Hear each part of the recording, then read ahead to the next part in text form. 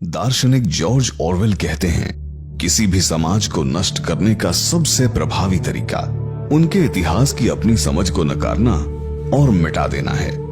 इतिहास विकृतीकरण एक ऐसा विषय है जिसकी चर्चा आपने अपने आसपास टेलीविजन, न्यूज़पेपर, घर, ऑफिस आदि में कभी न कभी जरूर सुनी होगी।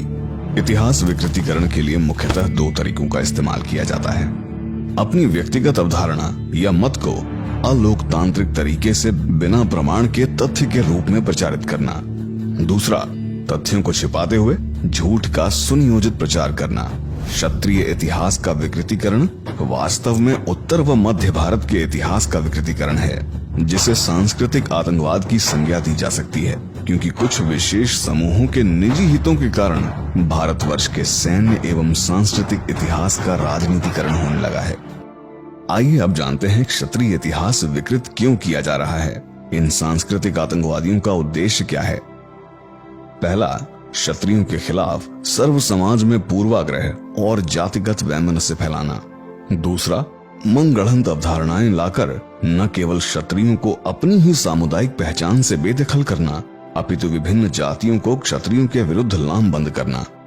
तीसरा, सरकारी और सिविल सोसाइटी को क्षत्रियों के विरुद्ध करना ताकि क्षत्रियों के लोकतांत्रिक अधिकारों को खत्म किया जा सके। चौथा, क्षत्रिय युवाओं के आत्मविश्वास को हानि पहुंचाना, जिससे वे एक संगठित सामाजिक अथवा राजनीतिक इकाई के रूप में लामबंद न हो सकें। आइए कुछ उदाहरणों से समझते हैं ये सब कौन और किस प्रकार कर रहा है।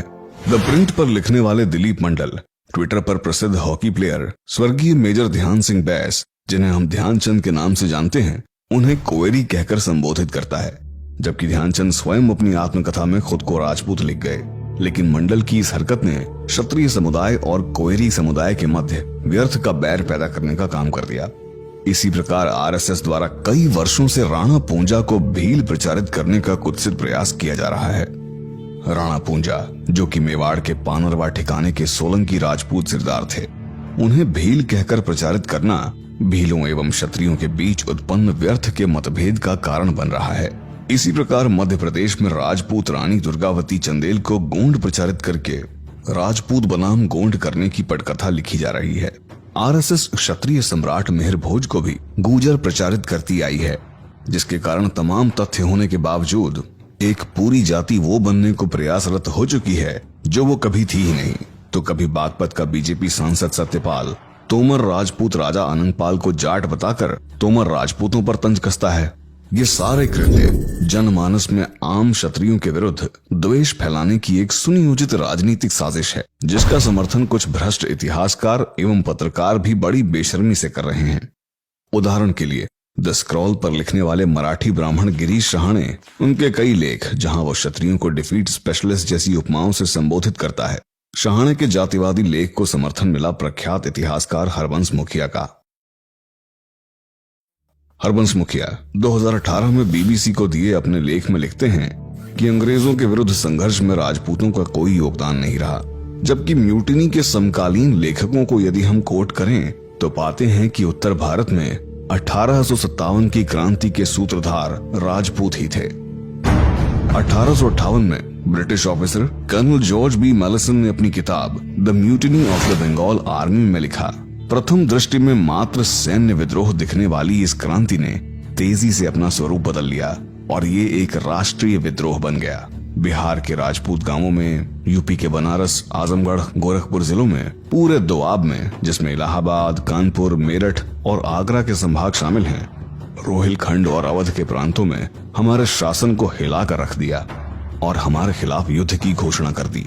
इसी तरह A.R. यंग लिखते हैं, शाहाबाद में क्रांति ने एक राष्ट्रीय बगावत का रूप ले लिया।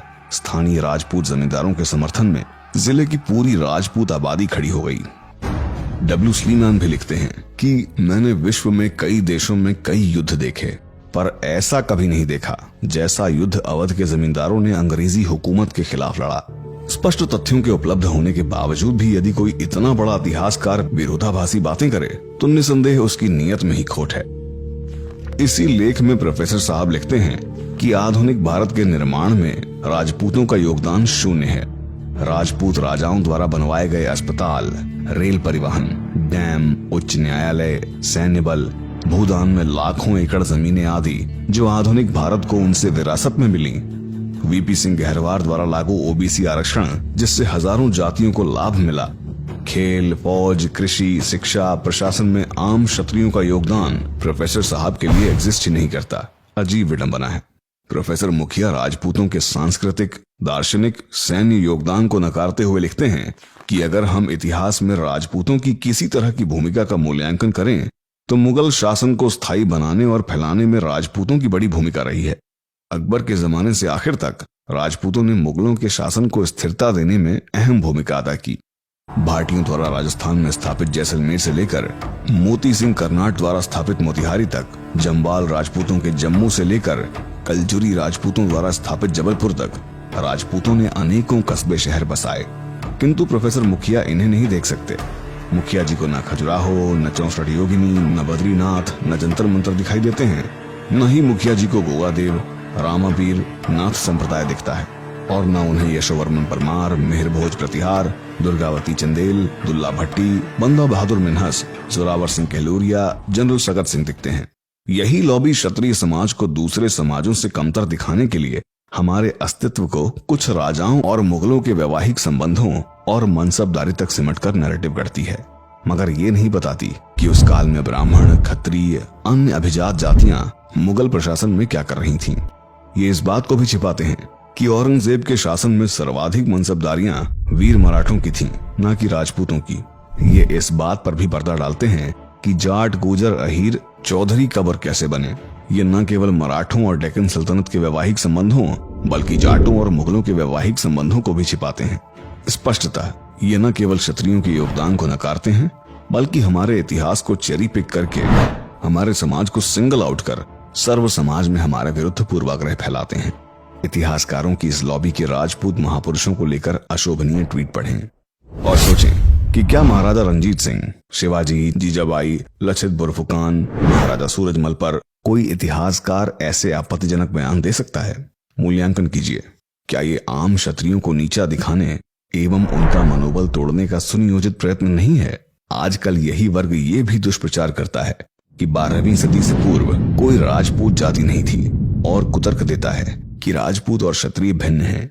यही नहीं बल्कि ये राजपूतों को अन्य जातियों का मिश्रण होना भी प्रचारित करते हैं। इतिहासकारों की इसी लॉबी ने आरएसएस और दिलीप मंडल जैसों को भी राजपूत इतिहास को लेकर राजनीति देने का मनोबल दिया है।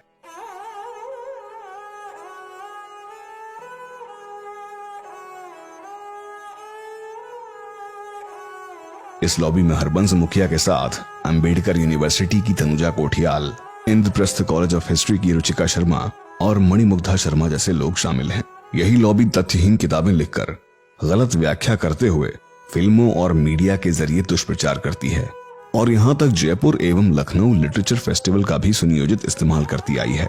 इनका मूल उद्देश्य न केवल क्षत्रिय समाज के प्रति सर्व समाज में घृणा पैदा करना है बल्कि अन्य कृषि समाजों को राजपूतीकरण के बहाने भड़काना भी है, ताकि धीरे धीरे न केवल इस लोकतंत्र में क्षत्रिय समुदाय को राजनीतिक और सामाजिक रूप से खत्म कर दिया जाए बल्कि उनके खिलाफ जातीय हिंसा और दंगे भड़काए जाएं।